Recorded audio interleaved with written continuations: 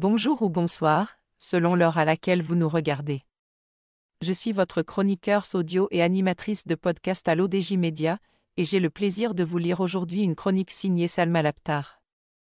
Un texte fort et sensible sur cette nouvelle tendance qui, grâce à l'intelligence artificielle, nous fait rencontrer notre propre enfance. Et si une image pouvait réunir deux versions de vous-même ? Celle que vous étiez enfant, pleine d'innocence, de rêves et de promesses, et celle que vous êtes aujourd'hui, façonnée par les années, les épreuves, les victoires ?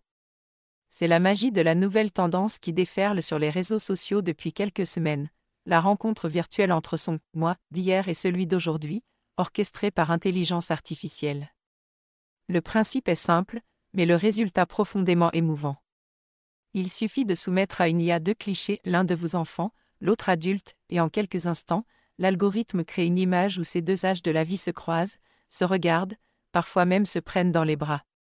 Une composition visuelle qui provoque bien souvent des frissons et une vague d'introspection. L'autrice ajoute que ce simple outil numérique provoque bien plus que de la nostalgie, il invite à une introspection profonde. Loin d'être un simple effet de mode, cette tendance agit comme un miroir émotionnel. En scrollant sur Instagram, TikTok ou Facebook, les montages affluent, chacun accompagné de légendes bouleversantes, silencieuses ou explicites. Les internautes ne montrent pas seulement une image, ils partagent un fragment de leur histoire. Au Maroc, l'effet est tout aussi palpable. Des figures publiques aux anonymes, chacun s'essaie à cette forme nouvelle de retour à soi. Le phénomène touche toutes les générations et s'impose aussi bien dans les stories que dans les groupes privés, où les échanges se teintent d'une rare sincérité. Ces portraits fusionnés deviennent des messages d'amour à l'enfant qu'on a été, des lettres silencieuses adressées à ce « nous » du passé, parfois oublié, parfois idéalisé. L'autrice pense que ce mouvement révèle un besoin collectif d'apaisement et de réconciliation avec le passé. Mais pourquoi un tel engouement ?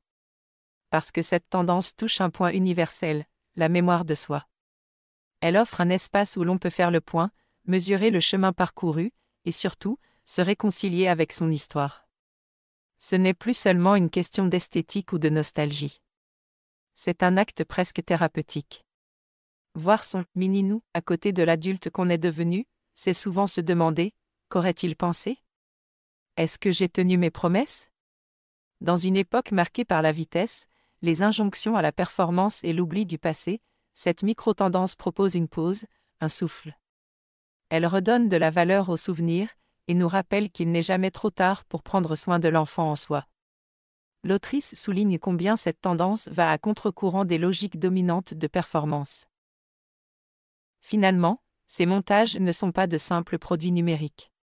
Ce sont des ponts. Des passerelles entre les époques de notre vie. Une technologie qui, pour une fois, ne nous projette pas vers le futur, mais nous ramène doucement vers nos racines. L'autrice conclut sur une note poétique et universelle, la technologie peut aussi nous ramener à l'essentiel. Merci de nous avoir suivis jusqu'ici. C'était un honneur de vous lire fidèlement cette chronique signée Salma Laptar. Une chronique aussi sensible que puissante, qui nous rappelle que l'intelligence artificielle, parfois, peut nous aider à renouer avec l'essentiel. À très bientôt pour une nouvelle lecture audio sur l'ODJ Média.